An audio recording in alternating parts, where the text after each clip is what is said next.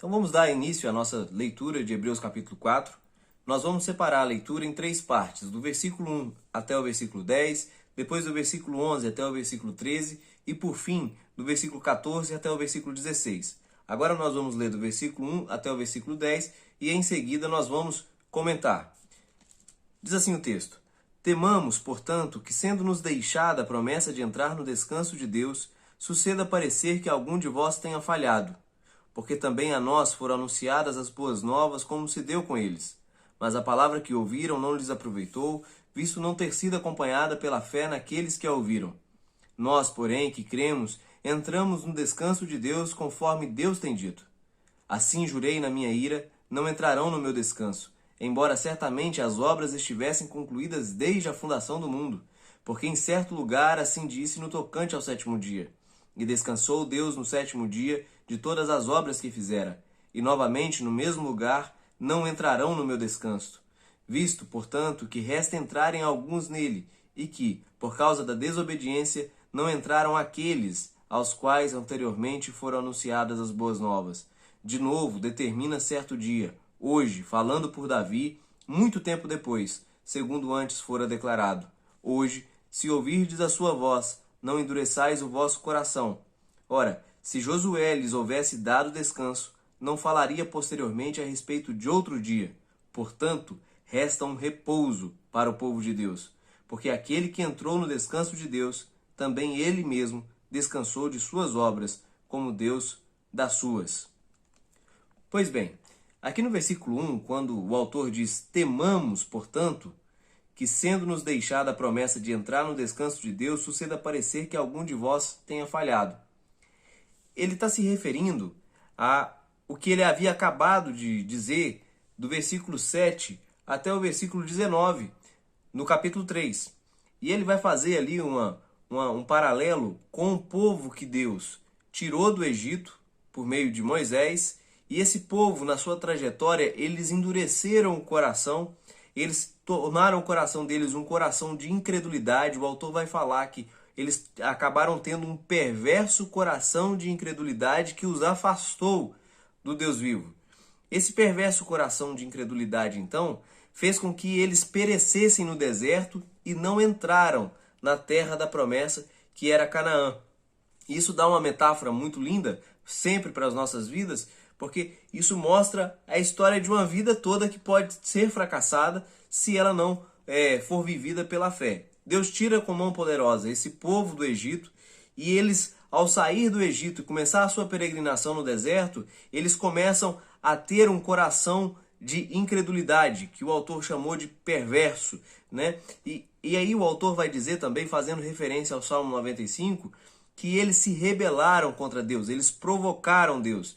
Como é que esse coração de incredulidade funciona? Ele começa com murmuração, ele começa se fechando, endurecendo para Deus com reclamações e murmurações, e com isso ele vai se afastando. Isso começa já nos afetos mesmo. A pessoa não coloca os seus afetos em Deus, nas promessas de Deus, na palavra de Deus, até que ela cai numa apostasia, né? Que é a aversão a Deus e a sua palavra. Pois bem, foi isso que aconteceu, lamentavelmente, com esse povo que Deus tirou do Egito. Então eles caíram no deserto, eles morreram no deserto, e a geração após eles é que entrou na terra prometida. Após falar essas coisas, ele faz essa exortação, ele dá esse alarme para nós, dizendo: temamos, portanto, que sendo-nos deixada a promessa de entrar no descanso de Deus, suceda parecer que algum de vós tenha falhado. Então, da mesma forma que eles falharam, e eles tinham a promessa de entrar no descanso de Deus,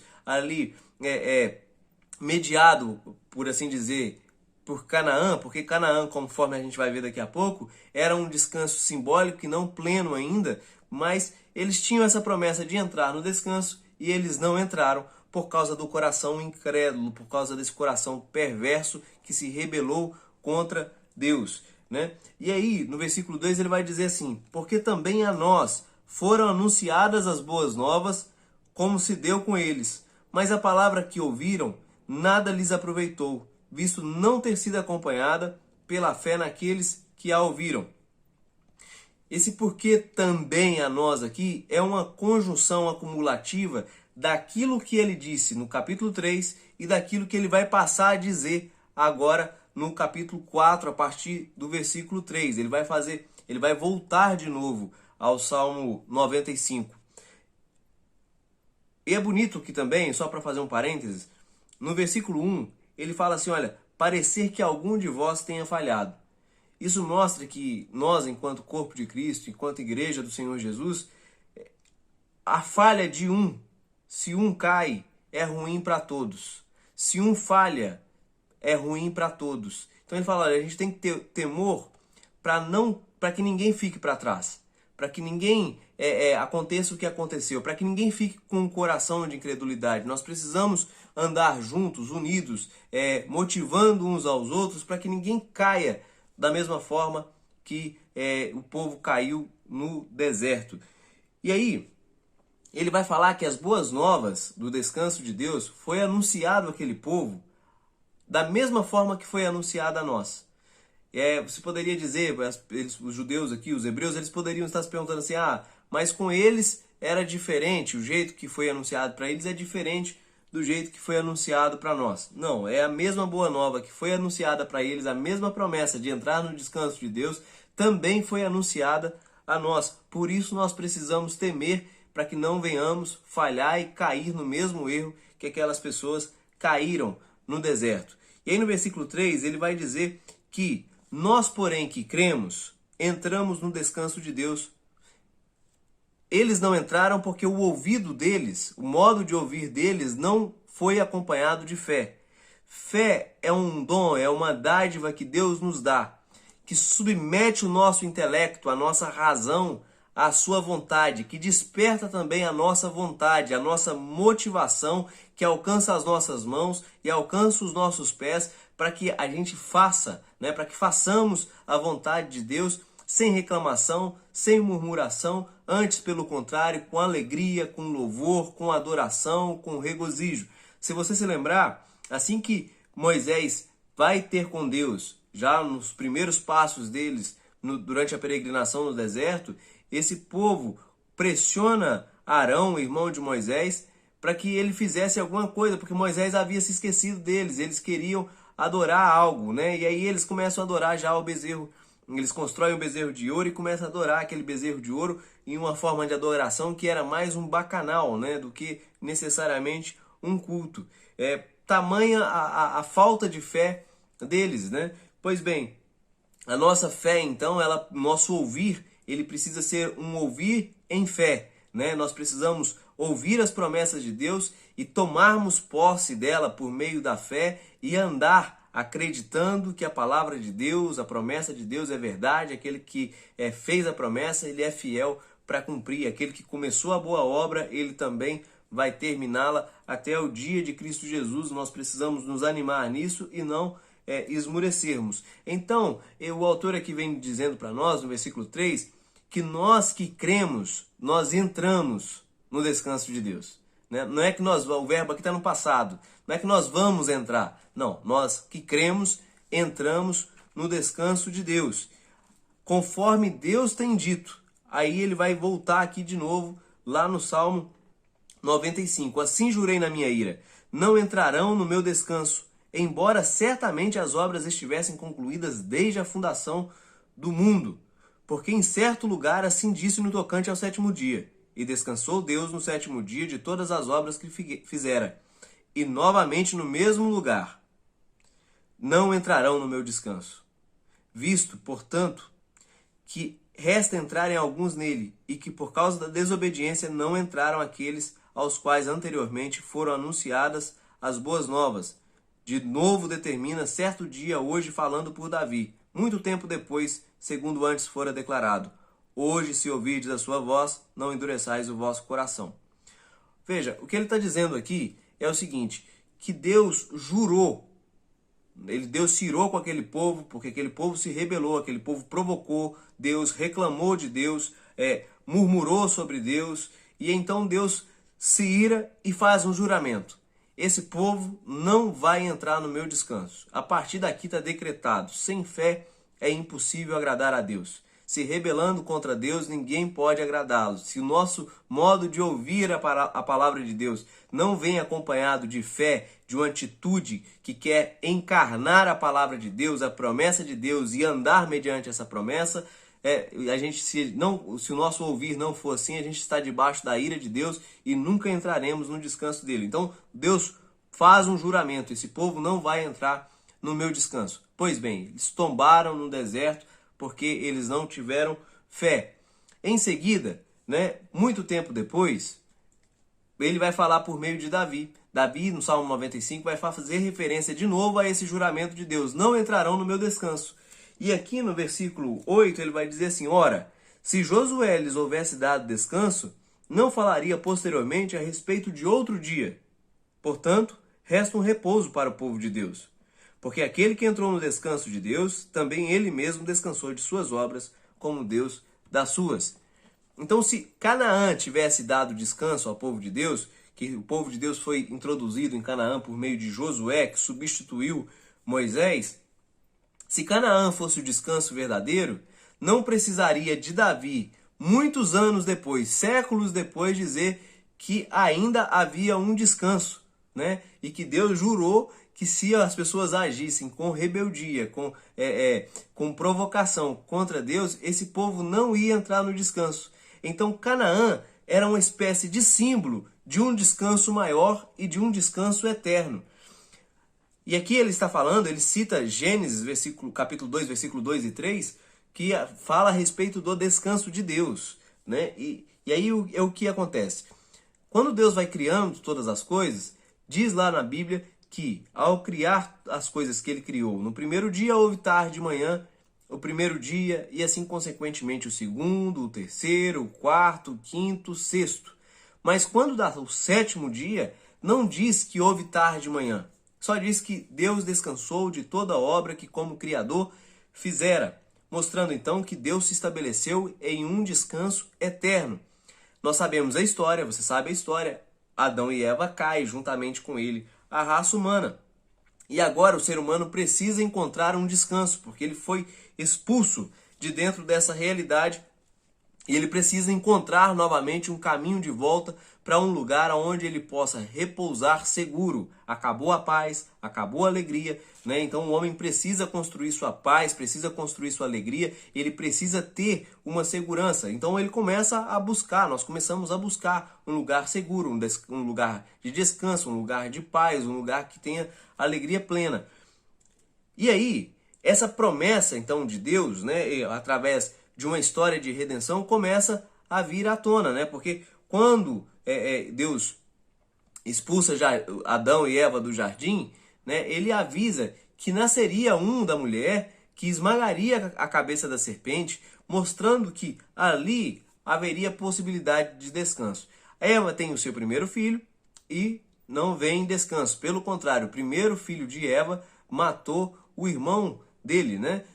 Anos depois, Lameque tem um filho, e que ele dá o nome para ele de Noé, com a expectativa de que Noé trouxesse descanso, consolo às obras que fadigavam, porque com o pecado todo o trabalho humano se tornou uma fadiga, um desespero. Você é repetitivo e às vezes as coisas parece que elas não andam e o viver parece que é um pouco ilusório, parece que é um pouco de vaidade, ou pelo menos parece ser a vida sem sentido. Se nós lermos o autor de Eclesiastes, nós lemos o livro de Eclesiastes, lá diz tudo é vaidade, ou seja, vaidade é uma vida sem sentido, porque ela é repetitiva, o que a gente fez ontem a gente tem que fazer hoje, e às vezes a gente não vê muito perspectiva na vida, e talvez a gente nem consiga encontrar o tal descanso, Então Deus descansou, e é desse descanso que Davi está dizendo muitos anos depois.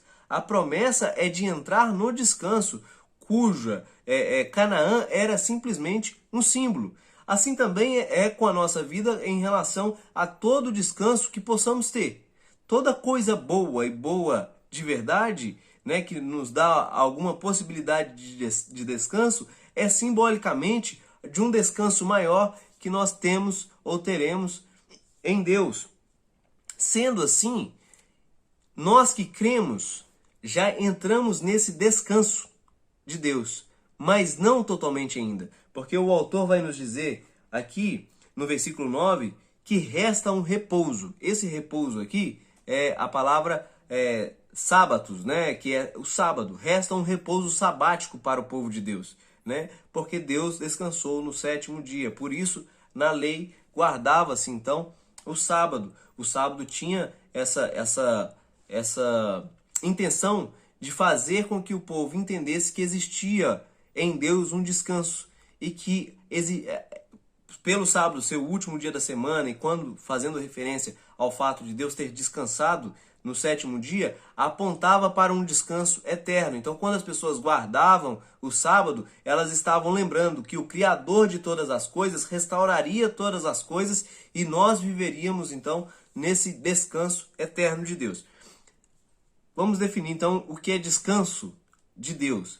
Descanso de Deus não é que Deus está inativo, que ele soltou, ele criou todas as coisas e deixou as coisas sem nenhum cuidado. Não. Deus intervém na história e nós podemos ver através dos seus milagres. O autor, aqui aos Hebreus, lá no capítulo 1, ele vai nos dizer que o próprio Cristo, que também é criador de todas as coisas, ele é também o sustentador de todas as coisas. Então todas as coisas ainda funcionam porque Deus é o sustentador de todas as coisas. Ele intervém, ele governa soberanamente sobre a sua criação. No entanto, né, esse descanso de Deus, portanto, esse descanso de Deus, ele não é uma inatividade. Ele é a realidade plena daquilo que Deus ia dizendo à medida que ele ia criando. Viu Deus que era bom, viu Deus que era bom, até que ele viu que era muito bom. Tudo que Deus fez, ele fez com suprema bondade, né? E tudo era muito maravilhoso, mostrando a glória do seu poder. Deus é pleno em si mesmo. Deus não precisa de nada, Deus não se cansa, Deus não se fadiga, Deus não se estressa, Deus não se preocupa, porque ele é Deus. E ele é um Deus Pai, Filho e Espírito Santo. Deus é um Deus triuno, de modo que ele completa a si mesmo em amor, em prazer, em paz, em alegria e em satisfação. Deus vive nesse estado de satisfação absoluta, ou que a gente pode chamar de felicidade absoluta, transbordando de amor, de alegria, de prazer em si mesmo, porque ele é Deus, ele não precisa de nada. Ele criou todas as coisas porque ele transbordou de amor. A criação é um transbordar de Deus fazendo coisas e criando coisas, inclusive nos fazendo a sua própria imagem e semelhança. Então, esse é o estado de graça, de maravilha, de maravilhamento, de prazer, de abundância, de completude, de integralidade. E aqui haja adjetivos para a gente ir colocando nesse descanso, nesse estágio que Deus vive e promete que as pessoas entrem nesse estágio, como se ele fosse envolver a raça humana, né? Aqueles que creem, aqueles que têm fé nele, dentro dessa satisfação plena que ele vive. É o que nós podemos colocar também como reino de Deus. O reino de Deus é o reinado de Deus em justiça, paz e alegria no Espírito Santo. Então o descanso de Deus é sinônimo de reino, é sinônimo da sua própria salvação para conosco. É essa vida que ele nos convida a viver. E nós sabemos que uma vez que a gente acreditou em Cristo Jesus, esse é a nossa obra, por assim dizer, crer em Cristo Jesus. Uma vez que nós cremos, nós passamos da morte para a vida. Nós entramos nessa vida do descanso eterno de Deus. Mas sabemos também que é um processo, ele tem etapas. Nós já entramos. O autor aos Hebreus vai nos dizer no capítulo 2 que ele submeteu todas as coisas, ainda que não vejamos tudo, porque o último inimigo ainda não foi destruído, que é a morte, né? Então, nós já entramos, mas ainda não. Nós já somos salvos, é um termo de teologia, né? Que já somos salvos, mas ainda não totalmente, né? Porque ainda estamos nesse mundo aqui que é cair, nesse mundo caído. Entenda que eu estou dizendo aqui um sistema que é caído. Se nós vermos dois círculos, né? Um é essa era, esse mundo que a gente vive. E com a entrada de Cristo no mundo, a sua morte e a sua ressurreição, inicia-se um novo reino. Então, o reino de Deus já está no mundo através dos salvos, né? O descanso de Deus já está no mundo através dos salvos. E ele vai eclipsando aos poucos, à medida que o reino de Deus vai tomar tudo, e então céus e terra serão unidos eternamente. Então, a salvação, ela tem etapas. O descanso de Deus, ele tem etapas. Ele já começou, mas ele ainda não terminou, e nós vivemos nessa viva esperança. Então Deus nos convida a termos essa vida de prazer, de deleite, de repouso, de descanso nele. Aquilo que Santo Agostinho dizia: o nosso coração está inquieto e ele não vai descansar enquanto ele não encontrar repouso em Deus. Nós não vamos conseguir o descanso em nada que não seja em Deus. Então é esse o conceito aí de descanso que o autor está nos trazendo. E aí, no versículo 10 ele vai dizer assim: porque aquele que entrou no descanso de Deus, também ele mesmo descansou de suas obras, como Deus das suas. E isso aqui é imprescindível para as nossas vidas, a compreensão do que esse versículo traz para nós. Por quê? Porque nós somos salvos pela fé, mediante a graça, e isso não vem de nós. É dom de Deus, não de obras, para que ninguém se glorie. Quando Adão foi expulso no jardim, começa uma série de tentativas para que o homem conseguisse se achegar a Deus. Você deve se lembrar da Torre de Babel, que eles queriam construir uma escada que desse aos céus, de modo que eles não precisariam ser espalhados pela terra e eles teriam uma espécie de controle. Então, a religião humana é a tentativa do homem ascender até Deus, e isso é impossível. Não existe escada, não existe tecnologia, não existe criatividade humana capaz de fazer o homem conseguir ascender a Deus. A verdadeira religião é Deus que desce até o homem e o salva de sua condição e o eleva até ele novamente. Por isso não existe obra humana que possa salvar o ser humano. E quando diz aqui no versículo 10, porque aquele que entrou no descanso de Deus, também ele mesmo descansou de suas obras, como Deus das suas. Veja, descansar de suas obras, nós vivemos nesse mundo, né, como nós falamos lá na nossa introdução panorâmica à carta, que nós vivemos uma série de narrativas, nós temos uma série de narrativas nos convidando, né, a termos obras que nos dignifique, que crie a nossa própria identidade. Nós vivemos uma ditadura identitária nos nossos dias que faz com que eu tenha que me afirmar, eu tenha que determinar aquilo que sou. Ou nós podemos colocar em outras palavras, alguns vão dizer, você pode ser o que você quiser ser, o que você escolher ser. E isso é um fardo pesado demais, né? Você ter que, com as suas obras, construir a si mesmo, construir a sua identidade, isso é um fardo pesado demais. Parece que não, mas isso é uma linguagem soteriológica, ou seja, uma linguagem de salvação. Eu construo a minha própria salvação, eu construo a minha própria religião. No final das contas, ela tem uma espécie de ateísmo atrelado nela.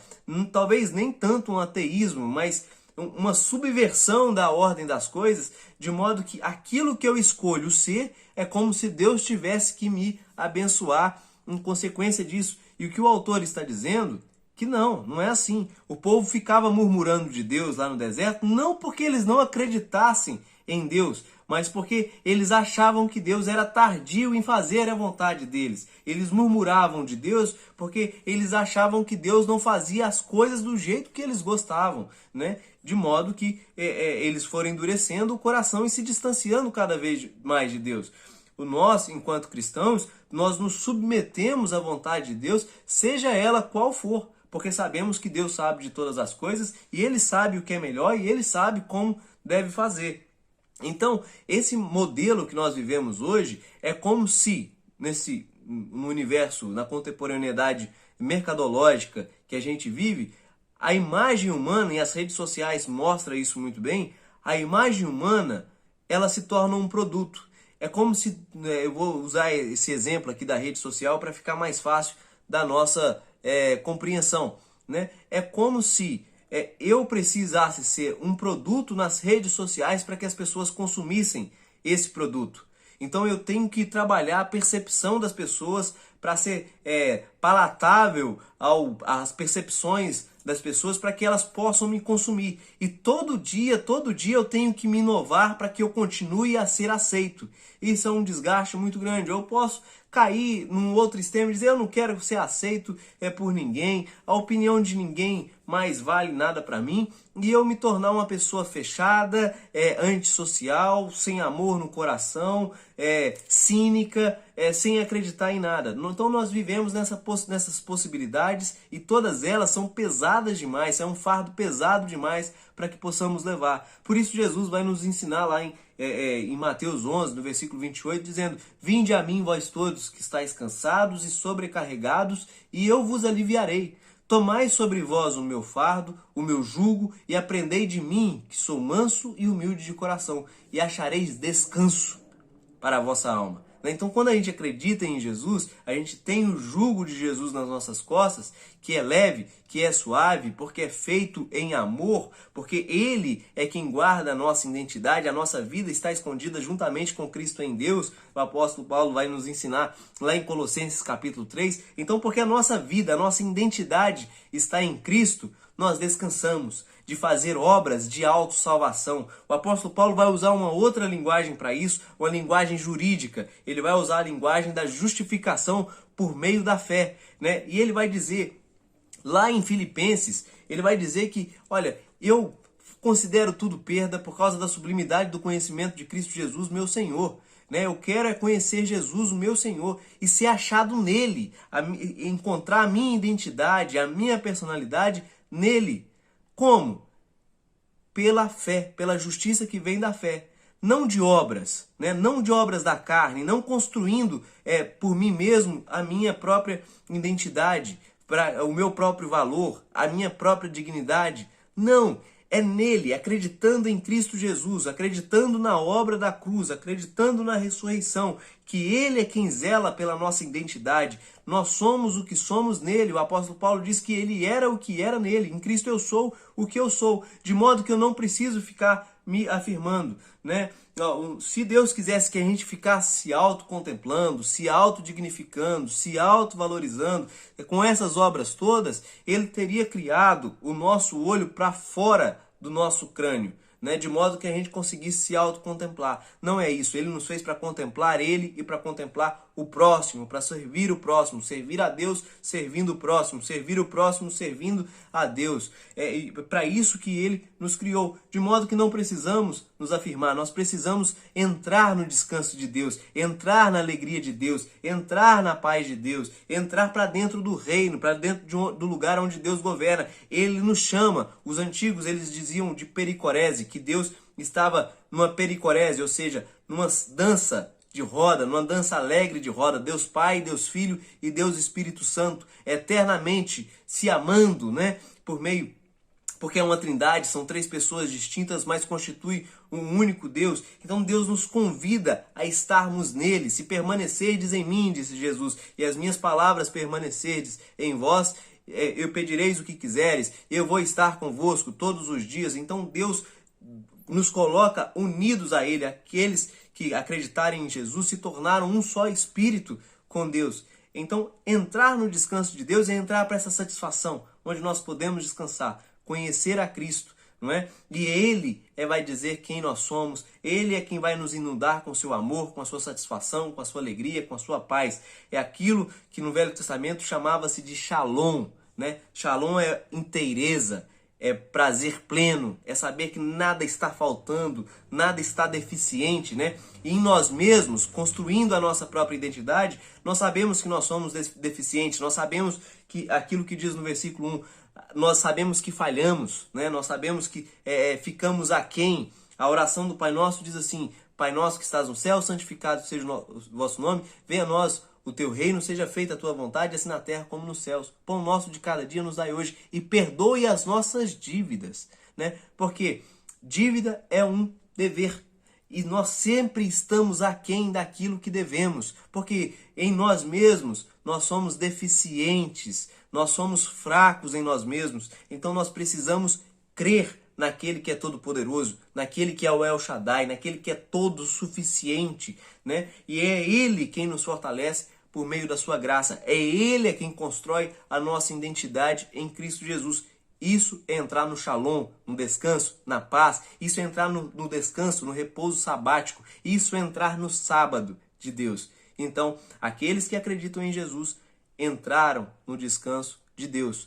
Mas como eu disse ainda há pouco, como salvação é um processo, nós já entramos, mas ainda não estamos totalmente lá. É uma peregrinação, é uma jornada. Então, aqui nós fechamos essa primeira parte e logo entramos com a segunda parte.